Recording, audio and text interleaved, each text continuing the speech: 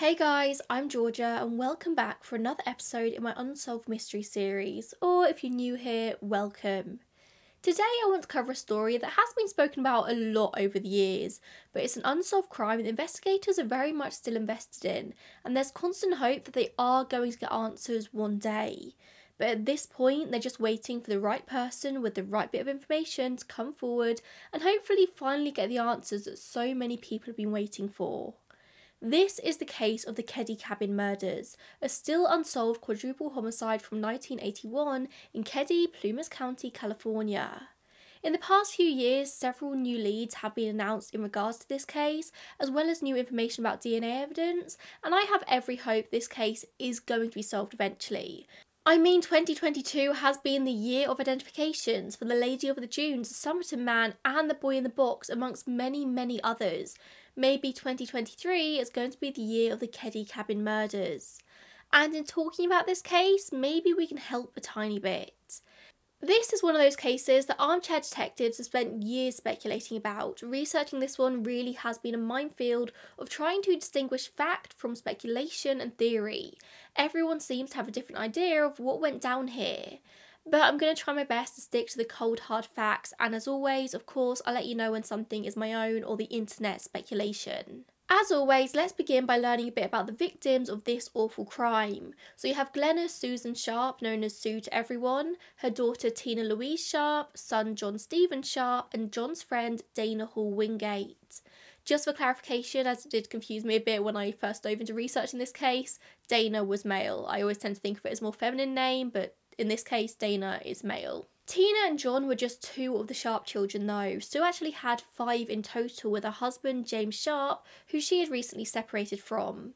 Most sources do describe James as abusive, but whatever it was, clearly Sue was not happy in this marriage, and she left in July 1979. The family had lived in Connecticut up to that point, but after the separation, Sue takes the children to Northern California, where her brother was living at the time. The family moved to a small trailer owned by her brother at the Claremont Trailer Village in Quincy. Before a year later, they relocated to Keddie, which was just a tiny settlement about 7 miles down the road from Quincy. They moved to the Keddie Resort, which was a collection of rustic-style cabins that could be rented out long-term for about $170 a month at this time. It was perfect for a family in the Sharp situation. Sue was trying to find a housing solution that suited the whole family. It's said that the Keddie Resort was a fairly quiet place, surrounded by woodland and trails for hiking, as well as a stream that was great for fishing. Peaceful was probably the best way to describe it, just surrounded by nature. But Keddie as a whole was on a downfall. It had once benefited from mining and timber industries, but there was no longer much of a demand for that, and therefore things were starting to get harder for local residents. But in 1981, Keddie still had a hotel with a bar, a restaurant, a general store, a post office, and a boarding house. A lot of the cabins were actually rented out by local railroad employees, but the nature of the cabins did mean that people sort of moved in and then moved on fairly quickly. I think it was quite a transient community. Retired investigator Mike Gamberg, whose name you're going to hear a lot in this episode, spoke to People magazine back in November 2018, and he described Sue Sharp as a very quiet woman. He said she wasn't a drinker or a doper or anything like that. She was simply very into her kids and being a good mum. She had 15-year-old John, 14-year-old Sheila, 12-year-old Tina, 10-year-old Rick, and 5-year-old Greg. The Sharps moved into cabin 28 at Keddie Resort. It was only a 3-bedroom, so for all 6 of them it was a bit cramped, but it was their own space. The 2 younger boys ended up sharing 1 bedroom, and Sue, Sheila and Tina would share the other. There was also an unfinished basement, which is where John resided. Being the only teenage boy, he was 15, he needed some of his space. However, this basement couldn't be accessed from the main cabin, only from an outside door, and there wasn't a bathroom or a kitchen in there either, so all the doors for the main house and for the basement were generally kept unlocked so John could come and go into the main cabin as he pleased. Sue didn't have loads of money. It's reported that she didn't receive any child support from the children's father, so she just did what she could. She received a small income of $250 from the Navy, as well as food stamps, and she also had a part-time job at the Quincy Elks Lodge. On top of this, she had also recently enrolled in a California Education Training Act program for which she received a small stipend. Sue Sharp was a very busy woman. On top of all this, she was a single mother to 5 children, 3 of whom weren't even teenagers yet. And then the unimaginable happened. On the morning of April 11th, 1981, Sue, Sheila and Greg had all been at the home of some family friends. They left there around 11:30 a.m. to go and pick up 10-year-old Rick, who'd been at baseball tryouts in Quincy, but en route they came across 15-year-old John and his friend Dana Wingate, who were trying to hitchhike and get a lift back from Quincy to Keddie. It worked out quite nicely for John that it was his mum who happened to be passing, so they all went back home to the cabin, but a couple of hours later, around 3:30 p.m-ish maybe, John and Dana hitchhiked back into Quincy, probably to see some friends. They were seen around this time downtown. Next door to the Sharps cabin was cabin 27, home to the Seabolt family, with whom Sheila and the whole family were very close friends. The Seabolts consisted of James and Zanita and their 3 children, Alyssa, Paul, and teenage son James Jr., known as Jamie. Sheila had made plans to have a sleepover there that night. She was very good friends with the Seabolt children, so she left her family's cabin at around 8 p.m. to head over to number 27 for the night.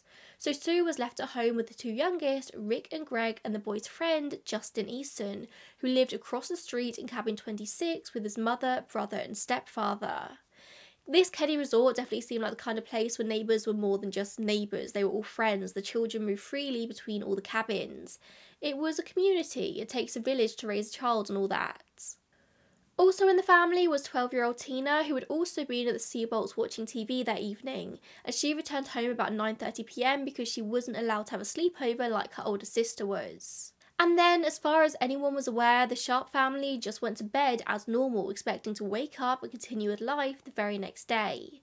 But of course, that isn't what happened. At around 8 a.m. on the morning of April 12th, Sheila leaves the Seabolt residence to return home.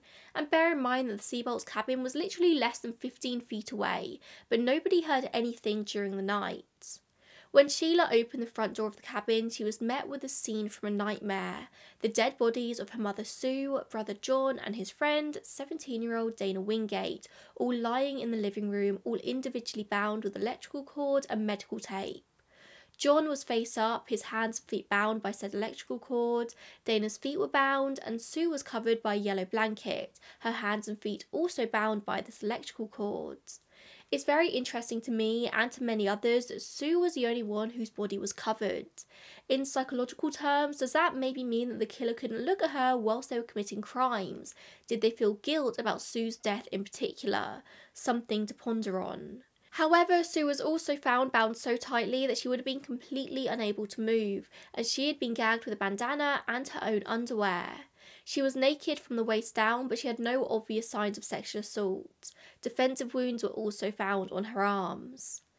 Evidence at the scene pointed towards the fact that all the bodies seemed to have been moved or staged, with pools of blood on the floor and on sofa cushions that weren't particularly near the bodies.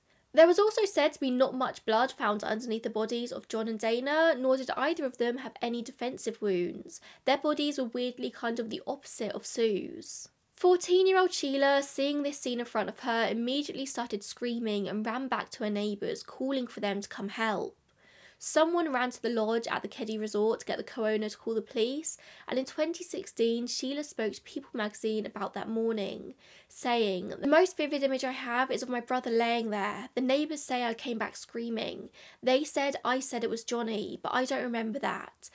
Although there were 3 bodies in the living room, the Seabolts knew that there were more children inside, and they quickly realised that Rick and Greg, as well as their friend Justin, were all alive and well in the bedroom, a bedroom that was pretty much right next to the living room next door.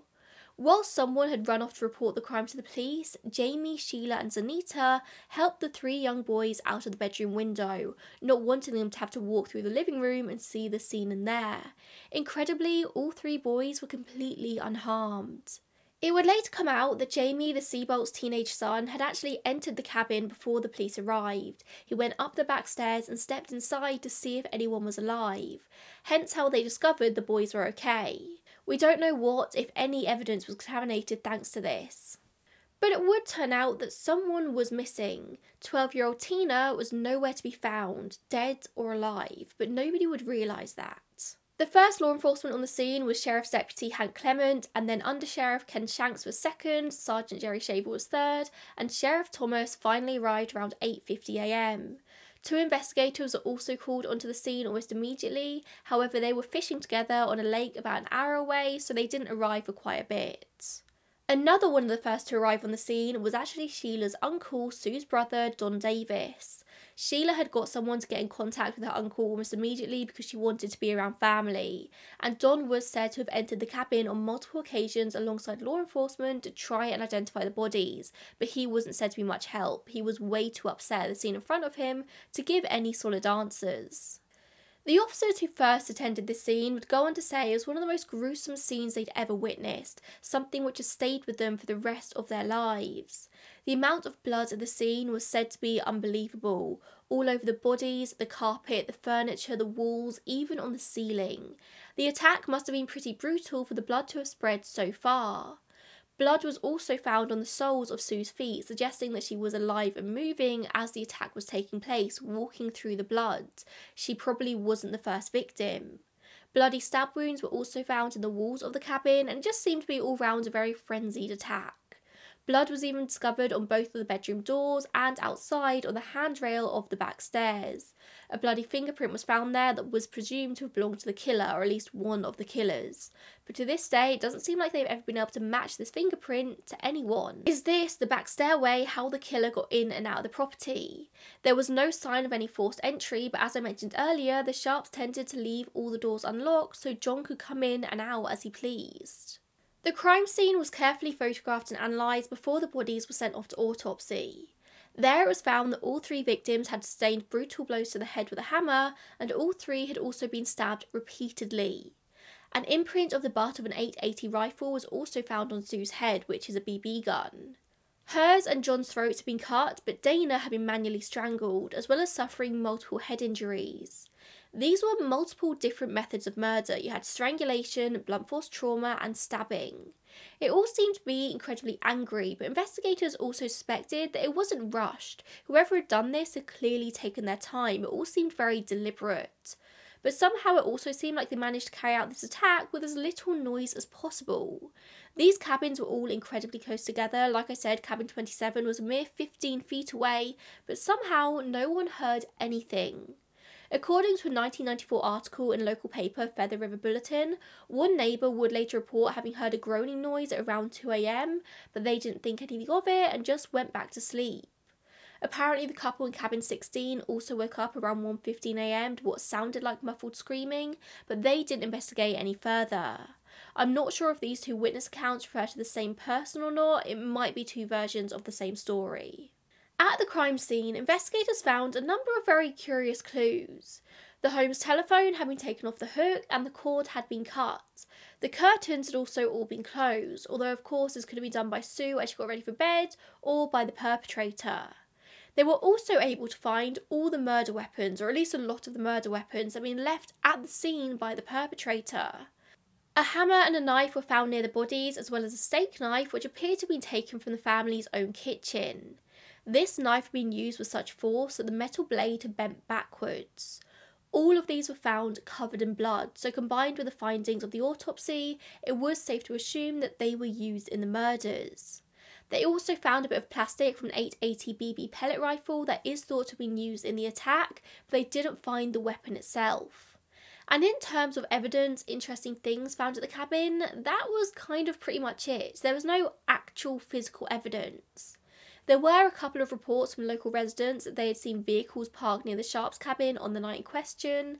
There was a green van seen there around 9:30 PM, and there were also reports of a brown Datsun with a flat tyre, but neither of these leads went anywhere.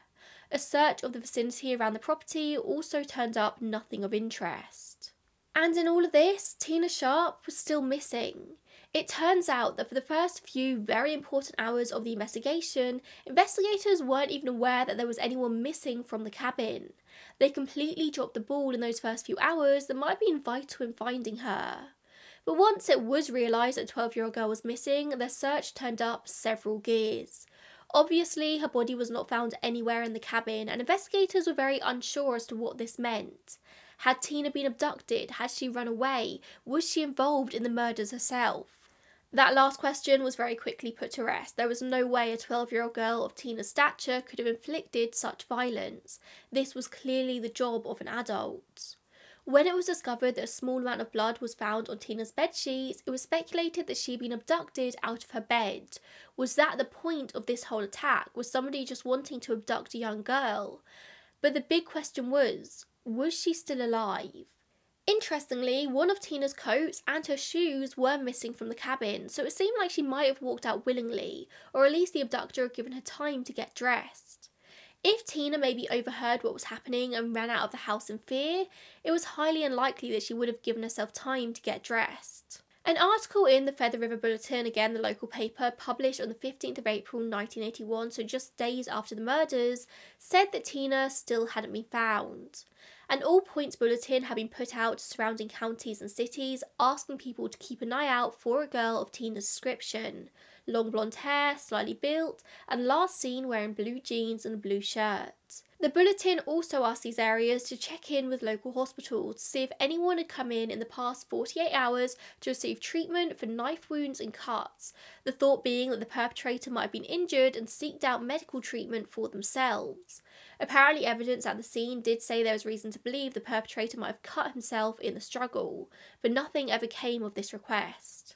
With a huge lack of physical evidence at the scene, investigators started to focus on building a timeline of the night instead, hoping that that might uncover the answer, or at least a possible suspect. Where I last left you in Dana and John's timeline was that they hitchhiked back to Quincy to meet up with friends at around 3:30 p.m.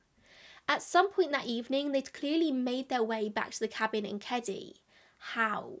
Reports say that they were last seen in Quincy around 10 p.m, once again attempting to hitchhike home. It's assumed that somebody did pick them up and take them, but despite appeals, that driver has never come forward.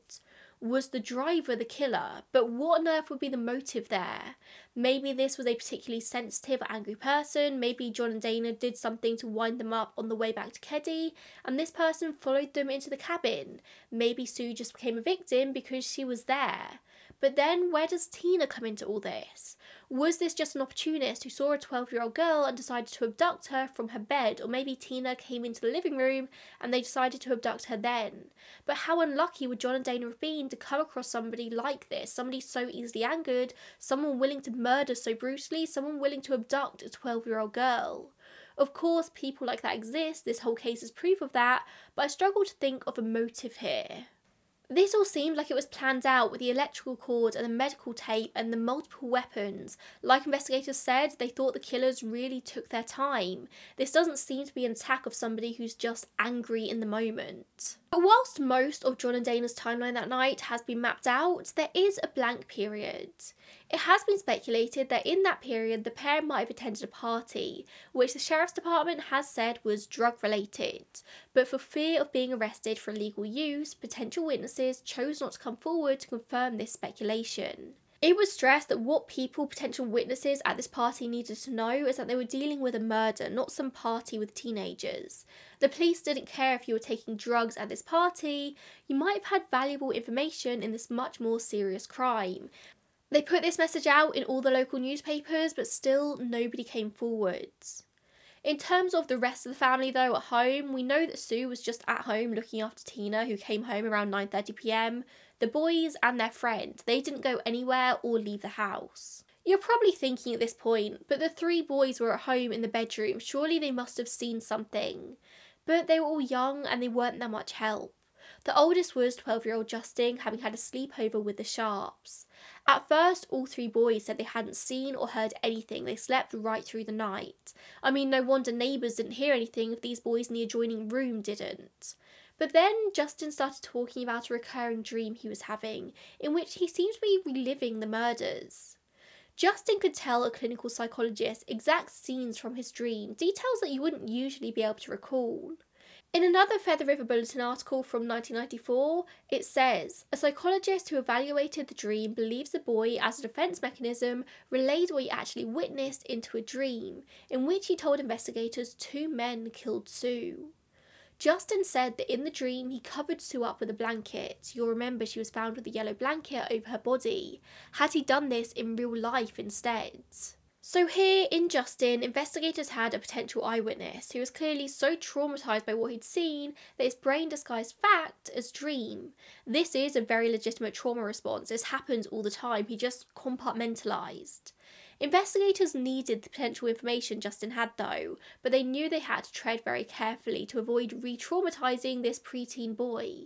So under the close supervision of the sheriff and a doctor, Justin was put under hypnosis to see what he could remember, see if he could unlock any more hidden memories that might be the key to unlocking this whole case. And he would undergo 2 hypnosis sessions in total. Whilst under hypnosis, a whole month after the murders, Justin described the day leading up to the murders. He said that he'd been at the Sharps' house that day with Sheila and Tina next door at the Seabolts before Tina came home for a bit to do the dishes before going back to the Seabolts. Sheila was allowed to spend the night there, but Tina wasn't because she was younger, so she ended up returning home for good at around 9:30 p.m, and she just went straight to bed. Justin said that shortly before going to bed himself at 10 p.m, himself, Ricky and Sue had been watching a show called The Love Boat. His dream that night seemed to be a continuation of the show they'd been watching. He said he was on a boat when 2 men got into a fight with John and Dana, which culminated in them being thrown overboard. One of the men had a pocket knife in his right hand and cut Sue on the chest, and in his other hand he had a hammer. Now remember, this was all a dream. We don't know for sure if this is something Justin either saw firsthand and his brain protected him by telling him it was a dream, or even if he just overheard the commotion and that translated into his dream. Under his second hypnosis session, Justin actually mentioned Tina. He said that she allegedly woke up and appeared in the living room to see what was going on. She was carrying a blanket. A man grabbed her and carried her through the kitchen and down the back stairs before returning, removing a hunting knife that someone had stuck in one of the walls, picked up the blanket and left again. It's very unclear to me if in this second hypnosis Justin's talking directly about a dream or instead he's referring more to real life, but I think this time it's more the latter. But again, this is hypnosis. It's not something to be taken as gospel. It's just a useful tool in trying to deduce more information here when investigators have very little else. And it would end up being fairly useful. In both hypnosis sessions, Justin was able to give a physical description of the 2 attackers. Yes, 2 attackers. Investigators do believe that that's very consistent with the crime scene. It makes sense there were 2 of them. The only discrepancy between the 2 descriptions he gave in the sessions was that he changed the hair colour of one of them from brown to blonde. Other than that, it was pretty consistent. Both of the suspects, according to Justin, were apparently relatively young, late 20s, sort of early 30s, and they were wearing gold-framed sunglasses. One was tall, about 5'11" to 6'2", with long dark blonde hair and a moustache, and the other was shorter, 5'6" to 5'10", with shorter greasy black hair. Although it's not known how sort of on point these descriptions were, if they were even real, investigators did create police sketches of the potential suspects that they would distribute far and wide in the following few months. However, it is said that these sketches were drawn by a man with 0 training in forensic sketching, so take from that what you will. And plenty of leads actually did come out of this. Lots of people said they did know the men in the drawings, but none of it would lead to any answers. The version of events Justin told whilst under hypnosis are to be taken with a pinch of salt. We don't know how reliable his story is. He was a 12-year-old boy, he'd been through something extremely traumatic, but also he was getting all of this attention. We don't know what he knew, if he embellished any details, if he made stuff up, if it really was just a dream. Maybe he heard some things, maybe he saw some things, we just don't know. But according to many experts on the murders, Justin's version of events simply doesn't match up with the crime scene and the evidence found at said scene. For example, if Tina had been snatched from the living room, why was there blood found on her bedsheets inside her bedroom? In the weeks after the murders, rumours flew around Keddie and local Quincy. Rumours that investigators would later say massively harmed the investigation. Nobody knew who or what to believe. Genuine evidence may have been dismissed because the story got changed so much in all of the whispers and small town gossip. There were rumours of it being a ritualistic satanic murder. There were other rumours about Sue being involved in drug trafficking or underground things like that. Rumours that simply weren't true. Investigators had to come forward and say that no drug paraphernalia or illegal drugs of any kind were found in the home. There were other rumours that a serial killer was responsible, infamous Henry Lee Lucas and Otis Toole. They were looked at very closely in connection with this because, as we know, they claim to have a hand in pretty much every murder that happened in America at this time. But by December 1983, any possibility of this had been ruled out. The Plumas County Sheriff's Office knew from very early on here that this was an investigation that was just out of their hands. They needed more knowledgeable and experienced people to come in here, so the FBI was brought in as well as the Department of Justice. The FBI initially focused on Tina's disappearance as a possible abduction rather than a murder, as there was no confirmation, no evidence that she had actually been murdered, although you could probably deduce that that is what happened eventually. In those first few days, an intense search was conducted in a 5-mile radius of the cabin with police dogs, but nothing was found, and nothing would be found for a really long time. But all in all, the police's handling of this case wasn't fantastic. I mean, as I mentioned earlier, they didn't even notice Tina was missing for at least a day and a half, hours that would have been vital in finding her. Tina wouldn't be found for over 3 years. On April 22nd, 1984, a man was collecting litter to recycle in the woods near Feather Falls in Butte County. I think it's pronounced Butte County, not Buck County, but please somebody do correct me if I'm wrong. This is about 60 miles away from Keddie when this man came across what he thought looked like a human bone. He obviously reported it, and police searching the area would also find multiple other fragments of bone as well. They would find a portion of a skull and part of a mandible, as well as a child's blanket, a blue nylon jacket, Levi jeans, and a surgical tape dispenser. Whilst having heard the details of this story, what Tina was wearing, the surgical tape at the scene, you might think it should have been immediately obvious that these were the remains of Tina Sharp, but somehow investigators missed that. It was actually thought that the remains may have belonged to another child, a young boy who had gone missing not too long ago, or maybe they were just ancient remains.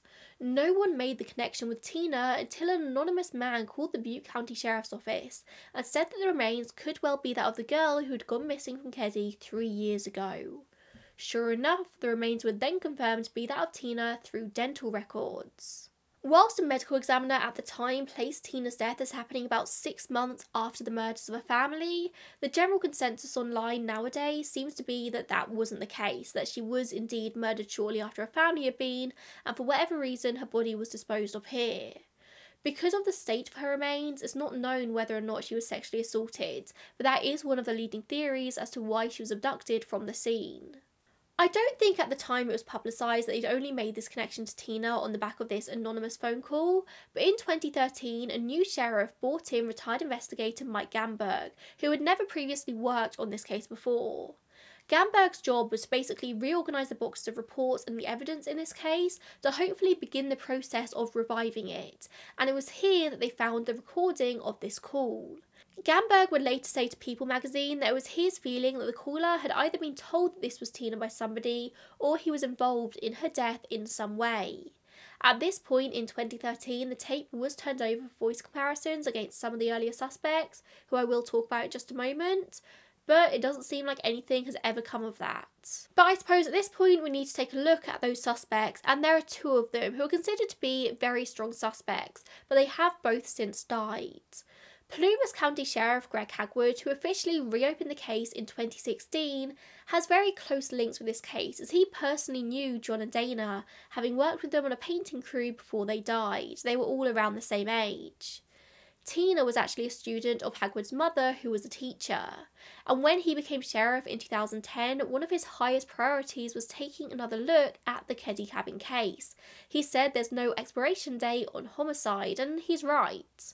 Members of the Sharp family who are still alive today are still searching for answers, and it's an obligation of the Sheriff's Office to find out what happened. Although the original investigation back in 1981 did start with a lot of fire behind it, it very quickly went cold. And although it was slightly reinvigorated when Tina was discovered 3 years later, it just went cold again. But now Hagwood is determined to get answers. In this new investigation, Hagwood has said that they have been able to identify a number of individuals who either participated in the crime after the fact or they have first-hand information. Quote, "I believe we've identified some of them and we know who they are and we know where they are. The ongoing investigation is going to lead us to them and we're coming." In total, there are at least 6 persons of interest here, all of whom are still alive alongside the 2 dead main suspects. At a minimum, it's believed that these 6 people either have first-hand information or at a maximum they participated in or assisted in destroying evidence and disposing of teens' remains. And that's scary. If the investigators are right here, there's at least 8 people either involved in this murder who have stayed quiet with important information.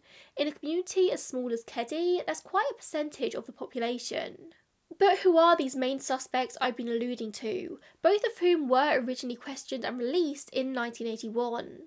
Well, let's start by talking about a man called Marty Smart, the stepfather of none other than Justin Easton, the 12-year-old boy who was hypnotised staying in the cabin that night. On March 24, 2016, a rusty old hammer was found in a pond near Keddie. The location of this hammer was said to be very strange. It wasn't the kind of place where one would accidentally misplace a hammer. Someone would have had to have put it there intentionally. At the time of the murders, Marty Smart, who resided in cabin 26, told investigators that weirdly, just a few days beforehand, one of his hammers had gone missing. A hammer which happened to exactly match the description of this one found in the pond 35 years later. A coincidence? Maybe, but it certainly brought his name into light. Marty Smart actually is a name that has hung around this case since the very early days, but he was never considered to be a serious suspect until 2016. He actually died in the year 2000 after a cancer diagnosis. But now, with this hammer being found in such a weird place, had he been implicated as a serious suspect? The thought obviously being that this hammer had been discarded of after being used as a murder weapon. But let me tell you some backstory here. So Marty was married to a woman called Marilyn, and it doesn't seem like the two of them had a particularly happy marriage. They were both unfaithful to each other in the 2-ish years they'd been together. And although Sue Sharp was generally found to be someone who kept to herself in Keddie, she actually apparently did find herself striking up a friendship with her neighbour Marilyn Smart. I mentioned earlier in the episode that Sue had been attending classes at Feather River College, one of them being a typing class, which was a class that Marilyn and Marty Smart also attended. Marilyn and Sue became good friends, and the theory goes that Marilyn started to confide in Sue about her unfaithful husband. Sue had been through all this. She'd had the bad, abusive husband who she'd run away from, literally travelling to the other side of the country to escape from him. And then here's Marilyn alleging their husband had tried to run her over and one of her sons once, that he'd pulled a knife on her, that he owned multiple guns. On one occasion it said that he bought items to make a bomb to blow up his own father's house when they'd had an argument. He was a very volatile, a very angry man, and it must have seemed also familiar to Sue, who gave Marilyn similar advice than what she'd taken. Just leave town, get away from your abusive husband, and take the kids with you. Well, the rumour goes that Marty heard about this advice and a vendetta started against Sue. She became enemy number 1. But alongside this, there are also rumours that Sue and Marty have been having an affair themselves, which makes all of this quite a confusing triangle. All of this is just conjecture though, formed on the basis of small pieces of evidence and gossip investigators have put together over the years. We don't know any of this for sure. Some entirely disagree that Sue was counselling Marilyn through this relationship. Some don't think they had a friendship really at all. Leading up to the revived 2016 investigation, Gamberg had started to sort of sift through all of the evidence they had at the sheriff's office, which was said to include around 12 or more boxes of evidence and a freezer full of stuff, as well as evidence that had been collected in Butte County as well, where Tina had been found. Gamberg would say that the evidence showed a very poor investigation in the early days, but he essentially built up what they had again from scratch. The evidence showed that shortly after the murders, Marty Smart left Keddie and drove to Reno, where 16 days later he wrote a letter to his wife, a very incriminating letter. This letter apparently professes his undying love for her and talks of the difficulties in their marriage. He concludes in the letter, "I've paid the price of your love and now I've bought it with 4 people's lives." To me, this seems to be a pretty clear-cut confession, at least something which warrants a deeper look, but for whatever reason this letter was overlooked and was never actually listed as evidence in the case. But as if that wasn't enough, it would also come out that Marty allegedly did actually make a full confession to a counsellor. Marty Smart would regularly visit the Reno Veterans Administration Hospital where he was receiving treatment for a number of mental health issues he had. He confessed to a counsellor, saying that he had killed Sue and Tina Sharp, although he said that he wasn't responsible for John and Dana's deaths. He allegedly spoke openly about his part in the murders, perhaps believing that counsellors were bound by patient-doctor confidentiality, but in the case of murder, this isn't applicable. The counsellor came forward with his confession when it happened back in the early 80s, but no written report of this was ever made, with investigators just dismissing it as hearsay. But yeah, things weren't really looking good for Marty Smart. In a 2008 documentary, Marilyn went on record as saying that she always thought that her ex-husband, Marty Smart, was the one responsible, and she added another layer to it as well by saying that he always had this disproportionate hatred for John Sharp. But Marty is only confessing to the murders of Sue and Tina. How did John and Dana end up dead? Well, for that, it's very clear that he had an accomplice. As we've already established, investigators were always pretty certain there were 2 or maybe more people responsible for this. The other murderer is believed to be a man called Severin John Bobody, who was known as Bo to everyone. He was actually living in cabin 26 with the Smarts at this time. And Bobody is a very shady character. He was known to have ties to organised crime in Chicago, and the pair might have actually even met whilst in the psychiatric unit of the Veterans Administration Hospital in Reno, but we don't know that for certain. Bobody had a very spotty past. We know he served in the Air Force, we know he said he was in the police, but that turned out to be a lie. He definitely served time for armed robbery. He was all round just a very shady character. Now, we don't know for 100% certainty that Marty Smart and John Bobody were responsible for the murders that night. What we do know is they did some very strange things. At around 10 PM that night on April 11th, Smart and Bobody turned up at the local bar in Keddie, the backdoor bar, but weirdly they turned up wearing 3-piece suits and sunglasses. This was not the kind of bar you turned up to in a 3-piece suit, and they hadn't been anywhere fancy beforehand and weren't planning on going anywhere fancy afterwards, so why would they turn up wearing this? Well, the speculation has always been that they wanted to make sure people remembered them being at the bar. They wanted to stand out because it gave them an alibi. Marilyn Smart also turned up at the bar with them, but no one remembers what she was wearing. It probably wasn't anything fancy. It's said that they stayed at the bar for a few hours, but when the co-owner changed the music from country to rock, they got very angry and kicked up a fuss. Potentially again to draw attention to themselves, they made a really big show of complaining. Then they had one more drink and the trio headed home. Now, we know all this from an interview that Marty had with special agents from the California Department of Justice in the aftermath of the murders. This is kind of what he said. They apparently left a little before closing time, which was just before 2 AM, and Marilyn went straight to bed. And although all of this does establish an alibi for them between the hours of 10 PM and 2 AM, the murders are thought to have maybe happened at around 2 AM. Is it possible that Marty and Bobody didn't head back to bed themselves at all? Did they instead go straight to the Sharps' cabin? A big question surrounding this case has always been, who was the main target here? Was it Sue herself? Was it John and Dana? Was it Tina? What was the motive? If the theory around Marty and Bobody is correct, that would suggest that maybe Sue was the main target here, either for her counselling Marilyn or because of some sort of weird love triangle or whatever reason. In the alleged confession to the counsellor, he said that his motive was that he was convinced Sue was responsible for Marilyn wanting a divorce. And it's said that in these confessions he didn't show much emotion about what he'd done, he was completely flat-toned. But apparently he was bothered over killing Tina. He allegedly said, "She saw the whole thing, I couldn't have a witness." But then how did John and Dana come into it? It seems to be suggested that Bobody was responsible for John and Dana's deaths, but there's a good chance that when they heard the commotion and they saw Sue being attacked, they tried to come to her defence. Or maybe they were sat with her in the living room when the assailants turned up and they just became collateral damage. But of course, all of this depends on whether or not you believe the rumours around Marty Smart, whether you believe his alleged confession and the letter. Marty Smart was said to be very close friends with a sheriff at this time who was Doug Thomas, so that may well have afforded him the benefit of the doubt when it came to any evidence against him. Why else would the counsellor be brushed off? Why else would the confession letter just not be entered into evidence? It certainly seems like somebody was attempting to shield Marty here, but it wasn't just him, it was John Bobody too. There seems to be evidence that Bobody very much had law enforcement in his pocket, that he would either pay them off or provide intel when they needed it. Corrupt law enforcement in a small town? Not that crazy of an allegation to make. As I already mentioned, Marty ended up dying in the year 2000 and Bobedy died all the way back in 1988, so it's not like we can interview them now or investigate them too much further. If they were guilty, they managed to escape any justice being served. Investigators today, though, as I said earlier, do think that multiple other people either knew what happened or were involved in some way. People alive today who have more answers. But they've remained quiet for all these years and not very likely to speak up now.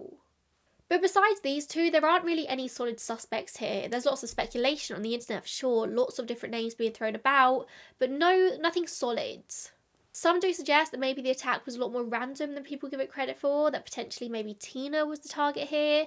Maybe somebody had been watching the home and took their chance to abduct Tina, a preteen 12-year-old girl. Maybe Sue, John and Dana potentially tried to protect Tina and they ended up getting murdered. But this is a killer who is prepared to go to great lengths to achieve their goals. But it does seem that most of the anger was reserved for Sue, but then again, maybe she's just the one who fought back the most. Again, this is pure speculation. Hagwood and Gamberg have said that the evidence they found has led them to think that the motive for the cabin murders was related to the abduction of Tina Sharp. Hagwood has said, if you kill 3 people in a front room and extract a little girl from a bedroom, a motive has to be attributed to her. There's no end of speculation on why. John E. Douglas with the Behavioural Science Unit at the FBI did actually create a psychological profile of the perpetrator in the early days of the investigation, in the days long before Tina's body was found. He speculated himself that Tina's abduction was the true motive here, writing, "This offender was motivated by his commitment and love for Tina Sharp. He loves her like a father. In all probability, Tina Sharp was planning on running away with him. It was Tina Sharp who probably went to her mother's bedroom after she was killed, got a blanket from her bed, and covered her mother with the same." Tina Sharp, at 12 years of age, may have had conflicts with her mother like many pre-adolescent girls at that age. This profile suggests that Tina might have known her abductor, that she might have been groomed by him and left of her own accord. The profile goes on to say that Tina might still be alive and might live with guilt about what happened, but as we know, Tina did die, her body was found. Big answers could be found in this case if we just knew how long after Tina was killed. Was it immediately? Was it within hours? Was it months later as the medical examiner suspected? But of course, we've got no way of knowing that. Her remains were just too decomposed. And if the abduction of Tina Sharp really was the main motive here, where does that put the stories of Marty Smart and John Bobedy? Were they really the ones responsible? Were they not at all? But let's look at some tangible evidence here, DNA evidence, which I've sort of skirted around for this whole episode. Back in 2004, some investigators took another look at this case, and in doing so, they opened up the freezer, deciding to take a look at the autopsy kits, which were now over 20 years old. They'd been kept in an evidence freezer in a locked evidence room at the Plumas County Jail facility for all that time, and this freezer wasn't exactly in the best of states. This freezer was your standard electrical freezer plugged into the mains, and there have been several power cuts over the previous couple of decades. Who knows how many times this evidence had thawed and refrozen, and how much that would affect the evidence inside. But of course, they wanted to take a look at this anyway. The freezer door was said to be frozen shut with ice, with them having to physically pry it open to find just a solid piece of frozen ice inside. They had to chip away at this block of ice from the top shelf in order to eventually recover the autopsy kits of Sue Sharp, John Sharp and Dana Wingate. The autopsy kit's been kept in 3 separate cardboard buckets in this freezer, with the cardboard tops all having sunk down into the containers thanks to the weight of the ice on top. Inside each of the kits had a little bit of ice, but that was easily removed, and all of the evidence was luckily sealed in plastic bags and therefore was untouched by the ice. Each of these bags was sent to the Department of Justice for DNA analysis, and these included things like hair from John Sharp's hands, hair from the floor between Sue and the couch, hair from the floor near Sue's feet, left hand and right hand fingernail scrapings from all 3 victims, a white and blue shirt with stains and debris, and hair collected from this shirt. As this list suggests, John was found with a number of hairs in his hand, which are presumably from the attacker as he tried to fight back, and there was also the hair found on the floor next to Sue. However, it was eventually found this hair sample didn't feature any root material. Root material was only found on one single hair, and therefore it wasn't enough to be used for DNA analysis. This 2004 relook at the case didn't really end up going anywhere. They couldn't do anything with the forensic evidence they had. But in 2018, there was a huge leap forward in the case when it was finally announced that DNA evidence had revealed some interesting information. According to Mike Gamberg, a strip of white medical tape was found on the floor near Sue's body, the same type of tape that had been used to bind the hands and ankles of the victims, and in one case had even been used to cover one of their mouths. Gamberg announced that DNA discovered on this tape did match that of a known living suspect, but very weirdly, that's about where this lead ended. There's not been a more recent update since 2018. You would have assumed this person would be arrested or at the very least questioned, but as far as the public's been made aware, that simply hasn't happened. The big question is, why? I mean, they've literally got DNA evidence from a potential living suspect found at the scene. The main reason as to why it might not be followed through on is that maybe the DNA could have been explained away some other way. I don't know how exactly. Maybe it was from somebody who entered the crime scene before it was secured, which is again pure speculation on my behalf. Or what I'm hoping and praying for is that Plumas County are still, almost 5 years on now, building a case against this person. Perhaps they don't want to make any big arrests or big announcements until they have an airtight case. No chance for the person to wriggle out charges. Or it could simply be that they're just not pursuing it. But of course that opens up a whole world of questions in itself. The fact that they announced they've got DNA evidence found at the scene but it just hasn't been followed through on is absolutely baffling to me. It's really, really strange. But I really don't think this is going to be the last we hear about this, so I'm going to be keeping a very close eye on any updates here in the DNA department. I suppose the trouble is this happened in 1981 and DNA collection and processing at crime scenes wasn't really at the forefront of anyone's minds. This wouldn't become standard practice until years later. As technology gets better, they might be able to find more DNA on the evidence that we do have preserved, but we're just going to have to wait and see. And I think that's going to be where I end this episode.